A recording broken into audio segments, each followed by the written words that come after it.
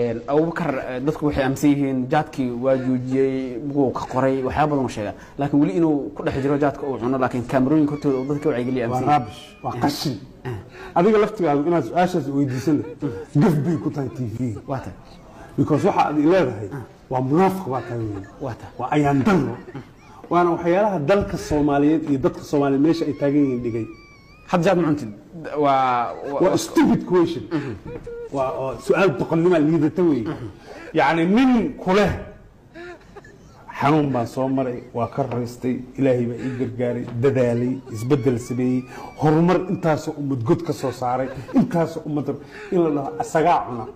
وضعيف نو لو أي marka munaafiqada Soomaalida ku baatan marka laga fiiriyo saashta meesha way sidoo kale talafin no waxa keenay meeshaba wadciifnimada Soomaalida weey aan Soomaali hero bana inay celebrate gareeyaan dadku kuma aqoonsana listen dadku ma aha afartan qof ee community-tooda akhrisatay dadku waa madalaha waaweyn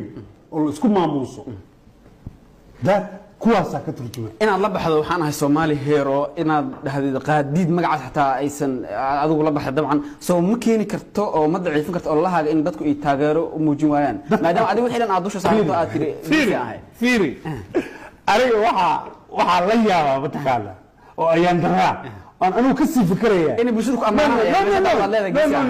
no marka daciifnimo la timaadid iyo aragtiyaha yaryar oo Facebook ku qoran abu karba qaad cuna how dare you can sideedan hatta ii weydiin kartaa adiga laftigaaga inaad dhahdid adiga laftigaaga wariyaha bay inaad dhahdid ruuxan macquul ma ah laakiin adigu waa inaad dhahdid ma cuno waa iska joojiye laakiin ma aha inaad dhahdid no su'aasha laftigeeda munaafiqnimo istibidnimo waxaan diidayaa anigu fiiri anigu